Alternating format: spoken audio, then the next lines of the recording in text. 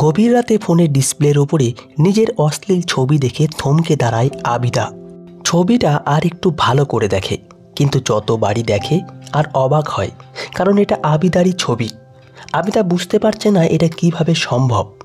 এমন করে কোনোদিন তো ছবি তোলা হয়নি তার, তাহলে কেমন করে সম্ভব? ভয়ে আবিদার হাত পা কাঁপছে। আর কয়েকদিন পরে আবিদার বিয়ে আনাসের সাথে। বেশি দিন আর বাকি নেই, মাত্র 1 সপ্তাহ পরে। আর আজ রাতেই আবিদা নিজের ফিল্টার মেসেজ চেক করতে করতে দেখে অপরিচিত ফেক একটা আইডি থেকে 1 ঘন্টা আগে আবিদাকে সেন্ড করেছে এই অশ্লীল ছবিটা। এতক্ষণ খেয়াল করেনি এই বিষয়টা আবিদা। ভয়ে ভয়ে আবিদা সেই ফেক আইডিতে মেসেজ দেয়, কে আপনি? কিছুক্ষণ পরে রিপ্লাই আসে, আমি কে আপনার না জানলেও হবে, কিন্তু আপনি কে আপনাকে সেটা জানতে হবে। তো এবার বলেন ছবিটা কেমন লাগলো? আমি এমন ছবি কোনো দিন তুলিনি। এই ছবি কোথায় পেয়েছেন আপনি? আমি জানি এটা আপনার ছবি না, তবে এটা ভালো করে একটু দেখেন, তাহলে বুঝতে পারবেন। আবিদা ভালো করে ছবিটা দেখে কিছুক্ষণ ধরে, তারপর বুঝতে পারে ছবিটা তারই। কিন্তু ছবিটা আগে এমন ছিল না। কয়েকদিন আগে এই ছবিটা ফেসবুকে পোস্ট করেছিল আবিদা। ছবিতে অনেক রিচ হয়েছিল, 600-এর মতো লাইক করেছিল আর কমেন্ট করেছিল 100-রও বেশি। তারপর আবিদা বলে, ছবিটা আমারই, কিন্তু এভাবে আমি ছবিটা তুলিনি। 2 দিন আগেই এটা ফেসবুক পোস্ট করেছিলাম, কিন্তু সেটা ভালো ছবি ছিল, তবে এমন না। তারপর ফেক আইডি থেকে রিপ্লাই দেয়, হ্যাঁ এটা আপনারই ছবি, আগে এমনই ছিল আমি জানি, এখন আপনার ছবিটা এডিট করে এমন করা হয়েছে, কিন্তু এটা দেখতে একদম অরিজিনালের মতো, তাই না? মেসেজটা দেওয়ার সাথে সাথে আবিদা সিন করে। ঠিক তখনই আবিদার স্ক্রিনশট নেওয়ার আগেই মেসেজটা আনসেন্ড করে দেয়। আবিদা তখন বলে, তাহলে আমার সাথে আপনি এমন কেন করছেন? আর মেসেজটা কেন ডিলিট করলেন? আপনি কিছুই করেননি, আমার ইচ্ছা হয়েছে তাই এমন করছি। আপনি কি আমাকে বোকা ভেবেছেন? আরে মেসেজ ডিলিট করার কারণ একটাই, আপনার একমাত্র প্রমাণ ছিল যে এই ছবিটা যা আপনার না, আর এখন আমি ডিলিট করে দিলাম। হা হা হা। আবিদা ঘাবড়ে তখন বলে, আপনি আমার থেকে কি চান বলেন? দেখেন আর কয়দিন পর আমার বিয়ে, প্লিজ এমন করবেন না, আমি তো আপনার কোনো ক্ষতি করিনি। তখন ওই ফেক আইডি থেকে রিপ্লাই আসে, আমি তো অনেক কিছুই চাই, আমি চাই আপনার এই বিয়ে ভেঙে যাক। আপনি তো আমার সাথে কিছুই করেন নাই। তা ঠিক আছে, মেয়েরা কোনো দোষ করে না, যাকে বলে দুধে ধোয়া তুলসী পাতা, সব দোষ ছেলেদের। হা হা হা। এ নিয়ে কোনো চিন্তা করার দরকার নেই আপনার, কারণ ছবিগুলো শুধু আপনার হবু স্বামী, শ্বশুর, শাশুড়িকেই দেখানো হবে, আর কাউকে দেখাবো না। ফেসবুক বা অন্য কোনো ওয়েবসাইটে আপলোড করব না। যদি আমার কথা শোনেন তাহলে অন্য কোনো জায়গায় আপলোড করব না। আবিদা তখন বলে, আমি সবাইকেই বলে দেবো যে এটা এডিট করা, আমি এমন ধরনের ছবি কখনো তুলিনি। আর বলবো আপনি আমার বিয়ে ভাঙার জন্য এমনটা করেছেন, তখন আপনার কথা কেউ বিশ্বাস করবে না। হা হা হা। বিশ্বাস অবশ্যই করবে, আপনিও তো ছবিটা প্রথম দেখায় বিশ্বাস করেছিলেন, তাই না? আর তারা তো অবশ্যই করবে। আর এটা দেখে তো বোঝা যাচ্ছে না এডিট করা কিনা, তাহলে আপনি কিভাবে সবাইকে বিশ্বাস করাবেন যে এটা এডিট করা ছবি নয়? সুতরাং আপনার কাছে কোনো অপশন নেই, তাই চুপচাপ আমি যা বলবো আপনাকে তাই মেনে নিতে হবে। এছাড়া আপনার কাছে আর কোনো উপায় নাই। এখন আপনার কাজ হলো আপনাকে এই বিয়েটা ভাঙতে হবে, তা না হলে আমি কিন্তু ফেসবুকে বা অন্য ওয়েবসাইটে ছবিগুলো ছেড়ে দিতে বাধ্য হব। তখন আপনি কয়জনকে বোঝাবেন এটা এডিট করা ছবি? সবাই আপনার মুখে থুতু ছিটাবে, আপনার আর আপনার পরিবারের মান সম্মান নষ্ট হবে, খারাপ মেয়ে হিসেবে জানবে আপনাকে সবাই। হা হা হা। আবিদা বলে, প্লিজ এমন করবেন না, আমি তো আপনার সাথে কোনো খারাপ কিছু করিনি, তাহলে কেন এমন করছেন? তাছাড়া আমার বিয়ে 1 সপ্তাহ পরে অনেক ভালো একটা জায়গায় আমার বাবা মা আমার বিয়ে ঠিক করেছে, তাদের সম্মানহানি হবে। দয়া করে আপনি আমার এমন সর্বনাশা করবেন না, আপনি যা বলবেন তাই হবে, তাও এমনটা করবেন না। সেই ফেক আইডি থেকে সাথে সাথে রিপ্লাই আসে, এখন ভাই কাল কথা হবে, চিন্তা করার কোনো দরকার নেই, কি করব আর কি করব না সেটা আমি বিবেচনা করে সময় হলেই বলবো। তারপর আবিদা একের পর এক মেসেজ দিতে থাকে, কিন্তু কোনো রিপ্লাই আসে না। আবিদা এখন কি করতে বুঝতে পারছে না। সারা রাত ধরে দু চোখের পাতা কিছুতেই এক করতে পারেনি। আর ভাবতে থাকে কোথা থেকে কি হয়ে গেল তার সাথে। সে তো কারো ক্ষতি করেনি, তাহলে কে তার ক্ষতি করার জন্য উঠে পড়ে লেগেছে? কে হতে পারে এই ব্ল্যাকমেলার? এসব ভাবতে ভাবতে হঠাৎ আবিদার মনে পড়ল সজীবের কথা। সজীব হলো আবিদার প্রাক্তন প্রেমিক। তাহলে এটা কি সজীবের কাজ হতে পারে? কিন্তু কিভাবে সম্ভব? 2 বছর ধরে তো সজীবের সাথে আবিদার কোনো যোগাযোগ নেই। এক ঘটনা ঘটার পর সেই দিন থেকে আর সজীবও আবিদার সাথে আর কোনো যোগাযোগ করেনি। সজীবের সাথে আবিদার বিচ্ছেদ হওয়ার কারণ একটাই ছিল, সজীব ছিল একজন প্লেবয়। অসংখ্য মেয়ের সাথে তার রিলেশন ছিল। একদিন হাতে নাতে ধরেছিল সজীবকে আবিদা। অনেক মেয়ের সাথে প্রেম করে তাদেরকে ধোঁকা দিত সজীব। এরপরে আবিদা সজীবকে ছেড়ে দেয়। ওখান থেকে সব ধরনের যোগাযোগ সজীবের সাথে বন্ধ করে দেয় আবিদা। আর সকল সাইট থেকেও আবিদা সজীবকে ব্লক করে দিয়েছিল। তাহলে কিভাবে আবিদা যেন আর ভাবতে পারছে না। কিন্তু এটা সজীব হতে পারে না, কারণ সজীব আবিদার ফ্রেন্ড লিস্টে নেই, অনেক আগেই ব্লক করেছে। আর বড় কথা হলো আবিদা তার আগের আইডি ব্যবহার করে না, নতুন আইডি ব্যবহার করে। তার প্রোফাইল পিকেও তার ছবি দেওয়া নেই। তাহলে কে হতে পারে? আর আবিদার পিছনে কেনই বা লেগে আছে? এসব কথা ভাবতে ভাবতে শেষ রাতের দিকে ঘুমিয়ে যায় আবিদা। সকালে ঘুম থেকে উঠে আবিদা ফেসবুকে ঢুকে আবার সেই ফেক আইডিতে নক দেয়, কিন্তু কোনো রিপ্লাই আসে না। তারপর ফ্রেশ হয়ে বাইরে বসে থাকে আর ভাবতে থাকে কি করা যায়। হঠাৎ আবিদার মা এসে বলে, কি হয়েছে, এভাবে মন খারাপ করে বসে আছিস কেন? না মা, কিছু হয়নি, আমাকে নিয়ে এত চিন্তা করো না তো। সঙ্গে সঙ্গে আবিদার মা বলল, বললেই হলো কিছু হয়নি, বল আমাকে কি হয়েছে। মনের মধ্যে কথা রাখতে নেই। মন খারাপের কথা বাইরে প্রকাশ করলে মন হালকা হয়। প্রত্যেক মায়েদের মনে হয় সুপার পাওয়ার থাকে। যতই মন খারাপ থাকুক না কেন, যেন মুখ দেখলে ঠিকই বুঝে ফেলেন তারা। কেন যেন কিছু লুকিয়ে রাখা সম্ভব হয় না তাদের কাছ থেকে। তারপর আবিদা বলে, তেমন কিছু হয়নি মা, এতদিন তোমাদের সাথে একসাথে থাকলাম, আর কয়দিন পরে আমার বিয়ে। তোমাদের ছেড়ে নতুন বাসায় নতুন মানুষের সাথে থাকতে হবে, এটা ভেবেই খারাপ লাগছে।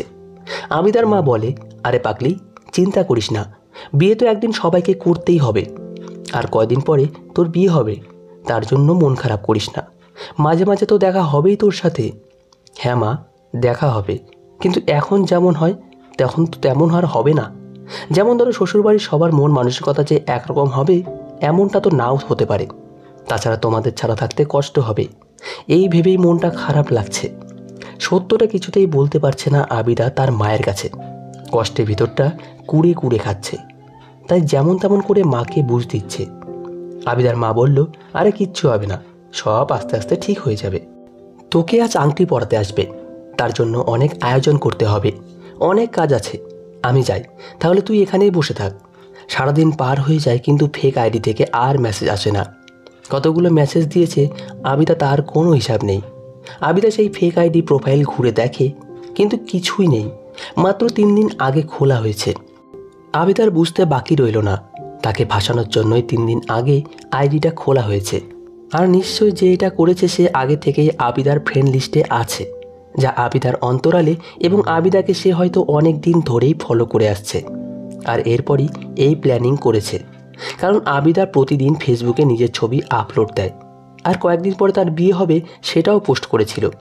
আর সেই সুযোগটাই মনে হয় নিয়েছে সেই ব্ল্যাকমেলার। দুপুরের দিকে আবিদার হবু স্বামী আনাসের ফোন আসে। হঠাৎ আনাসের কল দেখে ভয় পেয়ে যায় আবিদা।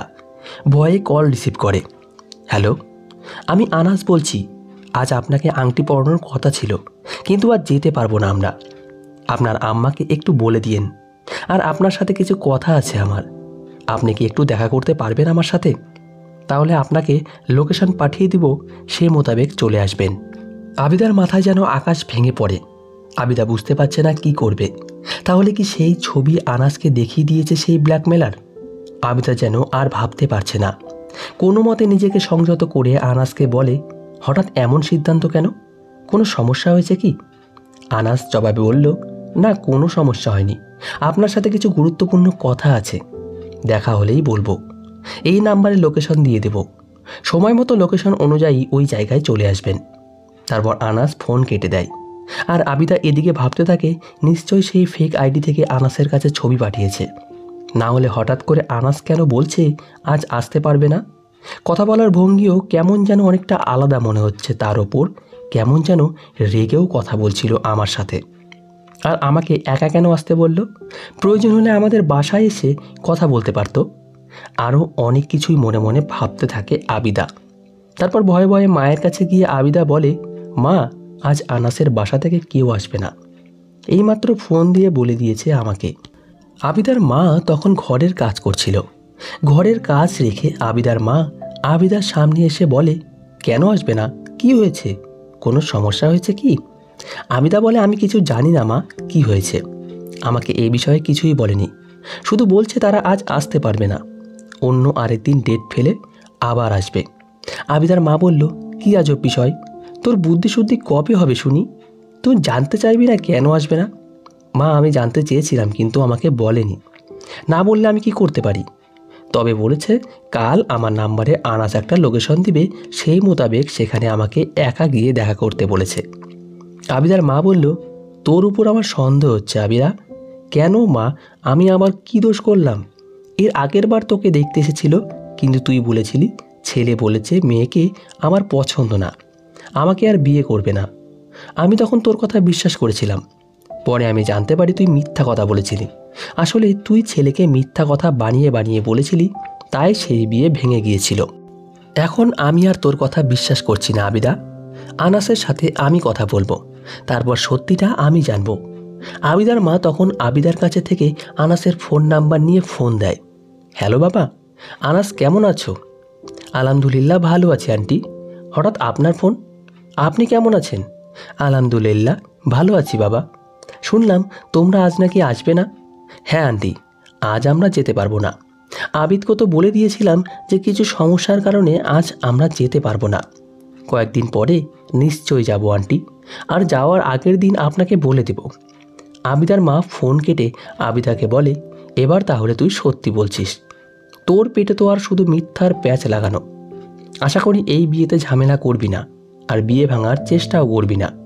আনাস আর আনাসের পরিবার অনেক ভালো, তুই অনেক সুখে থাকবি। আবিদা মনে মনে বলে, এই বিয়ে ভাঙার ইচ্ছা আমার নেই।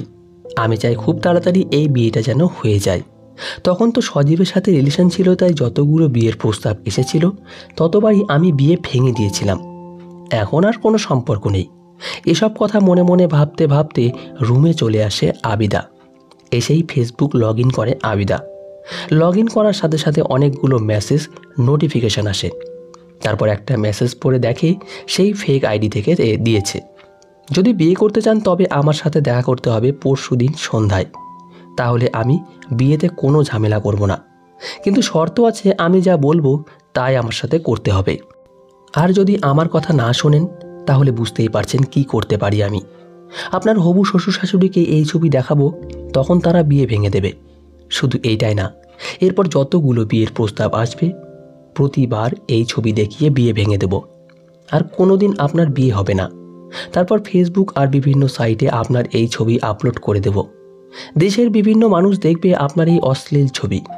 আপনার পাড়া প্রতিবেশী দেখবে, আপনার আত্মীয় স্বজন দেখবে। সবাই তখন আপনার আর আপনার পরিবারের মুখে থুতু ছিটিয়ে দিবে। আপনার এবং আপনার পরিবারের মান সম্মান সব নষ্ট হয়ে যাবে। আপনার ভাই যখন স্কুলে যাবে তখন সবাই বলবে, ওই যে বিশ্বার ভাই যাচ্ছে। তখন আপনার পরিবারের কাছে আত্মহত্যা ছাড়া আর কোনো উপায় থাকবে না। এখন বলেন আপনি কি করবেন? আর এটা ভুলে যাবেন না যে শুধু এই ছবি শেষ, আরও এমন অনেক ছবি তৈরি করেছি, এমন অশ্লীল ছবি। সামনে একটা ভিডিও তৈরি করব, তখন তো আরও অবাক হবেন, হুবহু একদম আপনার মতো। মেসেজগুলো দেখে পাথরের মতো হয়ে যায় আবিদা। আবিদা কল্পনা করতে পারছে না এমন কিছু হবে। কোনো দিন কল্পনাও করেননি এমন কিছু তার সাথে হবে। সামান্য নিজের ছবি ফেসবুকে আপলোড করার জন্য এত কিছু হতে পারে। একটা মেয়ের জীবন শেষ করেও দিতে পারে। এসব কথা ভাবতে ভাবতে নিজেকে আর কন্ট্রোল করতে পারে না আবিদা। কিছুক্ষণ পর ডুকরে ডুকরে কেঁদে উঠে আবিদা, আর সিদ্ধান্ত নেই আত্মহত্যা করবে। আবিদা ভাবে নিজের জন্য বাবা মা ভাইয়ের জীবন নষ্ট করতে পারবে না সে। এখনও একটা কথা আবিদাকে ভিতর থেকে খেয়ে ফেলেছে, আপনার বাবা মায়ের মান সম্মান সব নষ্ট হয়ে যাবে। সবাই আপনার বাবা মায়ের ওপর থুতু ছিটাবে। আপনার ভাইকে সবাই বলবে বেশ্যার ভাই। তখন আর কিছু করার থাকবে না। তখন আপনার পরিবারের একমাত্র আত্মহত্যা ছাড়া। আবিদা সেই ফেক নাম্বারে মেসেজ দিয়ে বলে, আপনি যা বলবেন আমি তাই করব। আমার সাথে যা ইচ্ছা করেন, তবুও প্লিজ আমার বাবা মা আর ভাইয়ের কোনো ক্ষতি করবেন না। আমি আপনার সব কথা মানব। আচ্ছা ঠিক আছে, আপনার পরিবারের কোনো ক্ষতি হবে না। পরশুদিন সন্ধ্যায় আমার সাথে দেখা করবেন। আর হ্যাঁ, ছবি ভাইরাল করতে না চাইলে আমার সাথে আপনার শারীরিক সম্পর্ক করতে হবে। কথাটা শুনে আবিদার চোখ দিয়ে আপনা আপনি পানি পড়তে থাকে। ভেবে পাচ্ছে না কি করবে আর কী বা বলবে। আবিদা তখন শুধু নিজের মা বাবা আর ভাইয়ের কথা ভাবতে থাকে। আবিদা চোখের জল ফেলতে ফেলতে রিপ্লাই দেয়, ঠিক আছে, আমি রাজি আছি। আপনার ঠিকানা দিয়ে দিন, কোথায় যেতে হবে জানিয়ে দিন। আবিদা কখনো ভাবতে পারেনি যে একজন ব্ল্যাকমেলারের খপ্পরে পড়ে যাবে। কিছুক্ষণ পর আবিদা ভাবে, আমি যদি মারা যাই তাহলে সব সমস্যার সমাধান হবে আর নিজের সম্মানও বাঁচবে। বাবা মায়ের সম্মান ও ইজ্জত দুটাই বাঁচবে। আবিদা আত্মহত্যার কথা ভাবে। ভালো করে বাইরে একবার দেখে নিল আবিদা। ঘরের দরজা ভালো করে আটকে নিয়ে চেয়ারটা ফ্যান বরাবর নিচে দাঁড় করায়। এরপর আবিদা ওড়নাটা গা থেকে খুলে ফ্যানের সাথে বেঁধে গলায় জড়িয়ে দেয়। মনে মনে ভাবে আর বলে, সব সমস্যার সমাধান শেষ। ঠিক তখনই তার ঘরের দরজায় করাঘাত হয়। আবিদার দরজার বাইরে থেকে আবিদার মা বলে, আনাসের ফোন এসেছিল, এখন তারা জানিয়েছে আজ রাতে তারা আমাদের বাসায় দাওয়াতে আসবে, বিয়ের বিষয়ে কথা বলতে। তোর বাবা বাসায় আসছে, তোকে ডাকছে, তোর সাথে কথা বলবে। আবিদা কিছুটা স্বস্তি পায় আর মনে মনে ভাবে, তাহলে এসব বিষয়ে আনাস বা আনাসের পরিবার কিছুই জানে না। যদি জানতেন তাহলে এখানে কখনো আসতো না। গলা থেকে ফাঁস খুলে হাসি মুখ নিয়ে বাইরে আসে আবিদা। এসে বাবাকে বলে, তুমি আমাকে ডেকেছো বাবা? হ্যাঁ, তোকে ডেকেছি। আর কয়দিন পরে তোর বিয়ে হয়ে যাবে, আগের মতো আর কথা হবে না। তাই ভাবলাম একটু গল্প করে নেই। কিছুক্ষণ গল্প করি দুজনে। কিন্তু আবিদার মনটা ভীষণ বিচলিত। অনেকক্ষণ থেকে সমস্যার কথাটা বাবাকে বলতে যাচ্ছিল, কিন্তু বলতে পারছে না। বাবা কি না কি ভাবে, তাই ভয় পাচ্ছে এটা শোনার পরে বাবা যদি অনেক টেনশন করে বা তাকেই দোষারোপ করে। কারণ এ সমাজে নারীরই সব দোষ। একজন নারীর ধর্ষণ হলে নারীরই দোষ। কোনো পোশাক এমন পরল বা কেন ওই পথে গেল, সেই ক্ষেত্রে তো আমাকে ব্ল্যাকমেল করছে। সেই ক্ষেত্রে সবাই বলবে, বিনা দোষে তো নদীর পানি নড়ে না। তাছাড়া দুনিয়াতে এত মানুষ থাকতে আমাকেই কেন ব্ল্যাকমেল করছে? বিয়েটা ভেঙে গেলে আরও টেনশন করবে। কি করবে বুঝতে পারছে না আবিদা। ঠিক তখনই আবিদার মা বলে, মেহমানদের আসার সময় হয়ে যাচ্ছে, আর এত গল্প করতে হবে না। মেয়ে বাবা মিলে গল্প করে একদিনে শেষ করে দিবে নাকি? এবার যা আবিদা, গুছিয়ে রেডি হয়ে থাক, ওনারা কিছুক্ষণের মধ্যেই চলে আসবে। আবিদার রুমে গিয়ে শাওয়ার নিয়ে সাজতে থাকে আর মনে মনে ভাবতে থাকে, যেভাবেই হোক কালকের মধ্যে বিয়েটা করতে হবে। কাল যদি বিয়ে না হয় তাহলে আর কখনো হবে না। কালকে সন্ধ্যায় আবার সেখানে যেতে হবে যেখানে যেতে বলবে ফেক আইডি থেকে। কাল যদি বিয়ে হয়ে যায় তাহলে ওখানে আর যাওয়া লাগবে না। তারপর যদি ছবিগুলো আনাস বা আনাসের পরিবার দেখে, তখন আমাকে 6 মাসের আগে ডিভোর্স দিতে পারবে না আনাস। আর যেভাবেই হোক আমি বিয়ের পরে আনাসকে ম্যানেজ করে নেব। এসব ভাবতে ভাবতে আবিদার ছোট ভাই এসে বলে, আপু সবাই চলে এসেছে, ডাইনিংয়ে বসে আছে, খাওয়া দাওয়া করবে, তোমার জন্য অপেক্ষা করছে, চলো। ছোট ছোট পায়ে সবার সামনে এগিয়ে যায় আবিদা। তারপর সবাইকে সালাম দেয়, আসসালামু আলাইকুম। সবাই সালামের উত্তর দেয়, ওয়ালাইকুম সালাম। তারপর সবাই মিলে খাওয়া দাওয়া শুরু করলো। অনেক কথা হলো। সবার সাথে কথা শেষে ছাদে গিয়ে কথা বলে আবিদা আর আনাস। প্রথমেই আনাসকে প্রশ্ন করে আবিদা, আপনি তো আমাকে ফোন দিয়ে বলেছিলেন আসবেন না, আমার সাথে একা কথা বলবেন, আবার হঠাৎ করে আসলেন, কোনো সমস্যা হয়েছে কি? আনাস বলে, আসলে আপনাকে কি করে যে বলি, আমি পুলিশের চাকরি করি, কখন কোথায় ডিউটি পড়ে ঠিক নেই। আপনাকে দেখতে আসার জন্য ছুটি চেয়েছিলাম, দিয়েছিল ছুটি, কিন্তু একটা সমস্যার জন্য অন্য জায়গায় যেতে হয়েছিল। সেখানে সমস্যার সমাধান করে আসছি। দেখলাম যে হাতে সময় আছে তাই চলে আসলাম, না হলে কখন আবার কোনো সমস্যা হয় বলা তো যায় না। হ্যাঁ ঠিক করেছেন এসে। আর হ্যাঁ, আপনাকে তো বলা হয়নি, আপনি আসার আগে আপনার বাবা মায়ের সাথে আমাদের কথা হয়েছে, কালকেই বিয়ে করছি আমরা। আমি ব্যস্ত মানুষ, আবার কখন ব্যস্ত হয়ে পড়ি তা তো বলা যায় না, তাই কালই সন্ধ্যায় আমরা বিয়ে করব। আপনার মত আছে তো? হ্যাঁ আমার মত আছে, আপনারা যেটা করবেন সেটাই হবে। কথাটা শুনে আবিদা অনেক অবাক হয়ে যায়। আবিদা চেয়েছিল এই বিষয়ে কথা বলতে, কিন্তু আগে থেকেই আবিদার মনের আশা পূরণ হয়ে যাবে তা কখনো ভাবেনি। আবিদা বলে, জি অনেক ভালো হয়েছে, আমিও এটাই চেয়েছিলাম, বিয়েটা তাড়াতাড়ি হলে ভালো হয়। আপনার আবার কোথায় বদলি হয়ে যায় ঠিক নেই। ভালো সিদ্ধান্ত নিয়েছেন সবাই। কিছুক্ষণ পরে আনাস আর আনাসের বাবা মা চলে যায় আবিদার বাসা থেকে। ফেসবুকে লগ ইন করে আবিদা, কিন্তু ফেক আইডি থেকে মেসেজ করে নাই কোনো। আইডিটা ডিঅ্যাক্টিভেট করা আছে। আবিদা বুঝতে পারছে না আইডি ডিঅ্যাক্টিভেট কেন করা হলো। রাত পেরিয়ে সকাল হয়ে যায়, কিন্তু এখনও সেই ফেক আইডি থেকে মেসেজ দেয়নি। আজকে আবিদাকে ঠিকানা দেওয়ার কথা ছিল, কিন্তু এখনও দেয়নি। বেশ আনন্দের সাথে আবিদা আর আনাসের বিয়ে হয়ে যায়। আবিদা ভয়ে ভয়ে আছে, যদি সেই ফেক আইডি থেকে সব জানিয়ে দেয় তাহলে অনেক সমস্যা হবে। পরের দিন সকালে আবিদা ফেসবুকে ঢুকে দেখে এখনও সেই আইডি থেকে কোনো মেসেজ আসে নাই। আবিদা ভাবতে থাকে, তাহলে কি এই সমস্যা থেকে আবিদা পরিত্রাণ পেয়ে গেল? আবিদা মনে মনে ভাবে, সত্যি কখনো গোপন থাকে না, এক সময় না এক সময় প্রকাশ পাবে। আবিদা সিদ্ধান্ত নেয় সব সত্যি আনাসকে বলে দেবে। রাতে আনাস বাসায় আসলে নির্ভয়ে সব সত্যিটা বলে দেয় আর বলে, ভুলটা আমার। আমি যদি প্রতিদিন একের পর এক নেটে আমার ছবি না আপলোড দিতাম তাহলে আজ এমনটা হতো না। বিশ্বাস করেন, ওই ছবিটা এডিট করা হয়েছে, ওটা আমার ছবি না। আনাস তখন হাসতে হাসতে বলে, আমি সব জানি। আবিদা তখন অবাক হয়ে বলে, আপনি কিভাবে জানলেন? আনাস তখন বলে, মনে আছে তোমাকে বলেছিলাম আজ আসতে পারবো না, একটা কাজ আছে। তার কয়েকদিন আগে দুটো মেয়ে থানায় কমপ্লেন করে যে একটা ফেক আইডি থেকে তাদের ভালোভাবে ছবি অশ্লীলভাবে এডিট করে বিভ্রান্ত করছে। ঠিক তখনই আমরা সাইবারের সাহায্যে কয়েকদিন থেকে তাকে ধরতে ব্যস্ত থাকি। অবশেষে কাল তাকে ধরতে সক্ষম হয়েছি, কিন্তু আমি অবাক হয়ে যাই, সেখানে গিয়ে দেখি তোমার ছবিও ছিল। তখন আমি বুঝতে পারি তুমিও অনেক সমস্যার মধ্যে আছো, তোমার সাথেও এমন হয়েছে, কিন্তু ভয়ে কাউকে কিছু বলতে পারছো না। তাই এই বিষয়ে তোমাকে কিছু বলি নাই, আর বিয়েটা তাড়াতাড়ি করে ফেলি। আবিদার চোখ দিয়ে তখন পানি পড়ছে। আবিদা বলে, আচ্ছা কে করেছে এটা? আনাস তখন ফোন থেকে একটা ছবি দেখায়। ছবিটা আর কারো না, আবিদার প্রাক্তনের। আনাস বলে, এর বিরুদ্ধে কঠোর ব্যবস্থা নেওয়া হবে। তো বন্ধুরা, আজকের কাহিনী এই পর্যন্তই। কাহিনীটি ভালো লাগলে অবশ্যই একটি লাইক এবং কমেন্টে আপনার মতামত জানাবেন। ধন্যবাদ সবাইকে, ভালো থাকবেন।